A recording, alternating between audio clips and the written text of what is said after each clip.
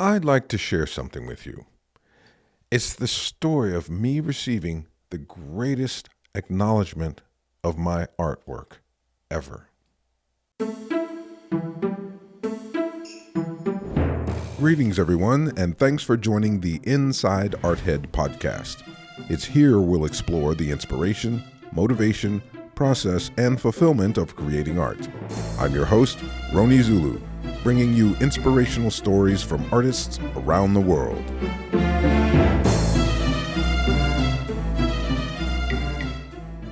Once in a while, we are acknowledged for our efforts. Sometimes it's a certificate of merit, or it could be deemed Employee of the Month.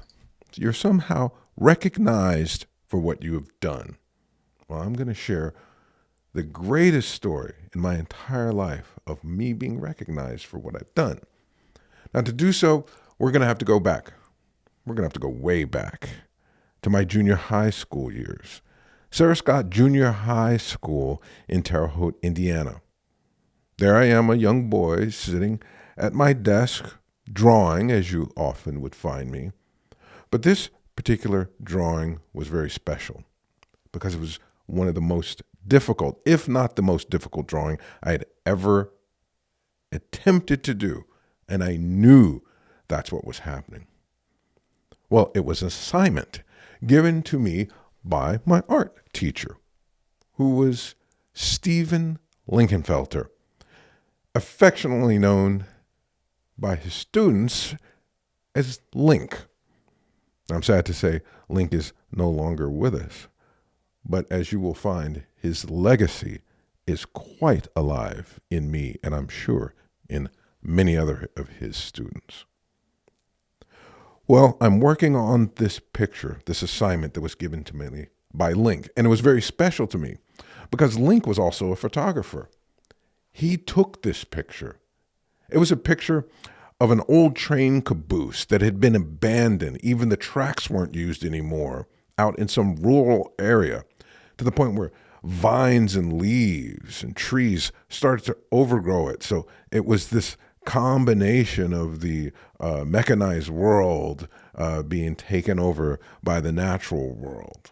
Link thought like that a lot, and he imparted those thoughts on me. And he asked if I wanted to draw this. And of course I was honored because it was his art, and now it's going to be our art. Now, Link knew that this would be a challenge. He always did. He always gave me extremely difficult assignments because he saw in me something that I didn't see. I saw my present, but he saw my future, and he wanted to push me to that future.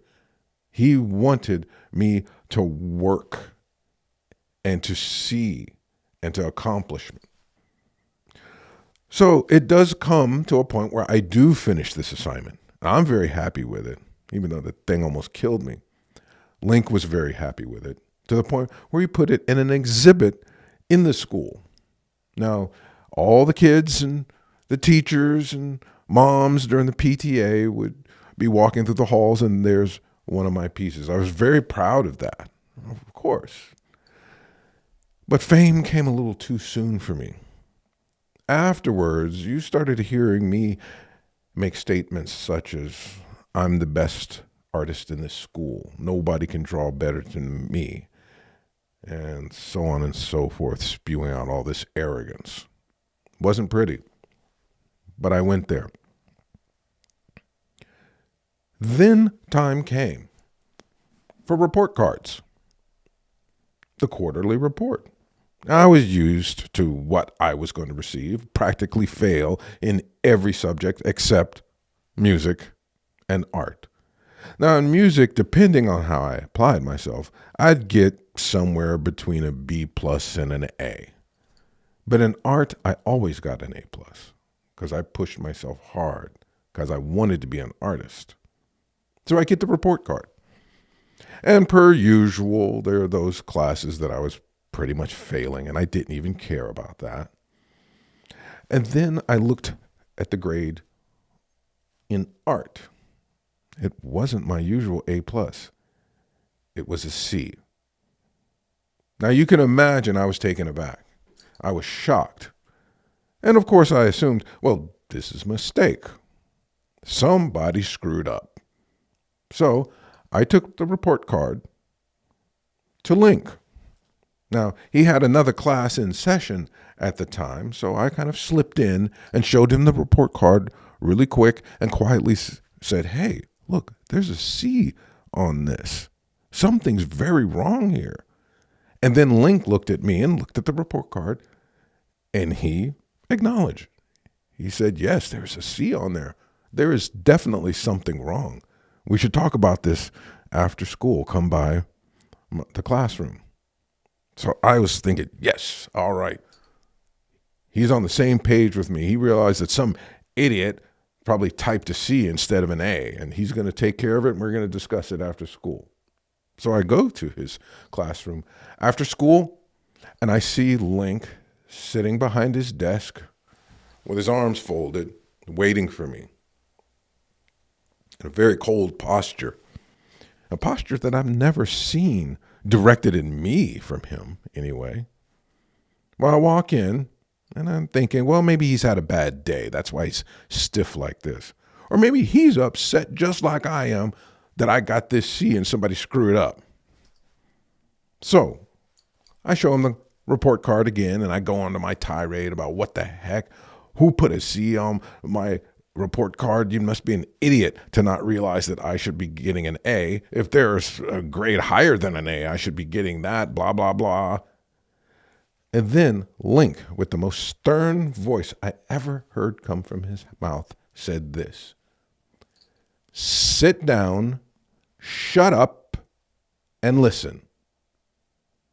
Now you can imagine, I was taken aback. I was shocked.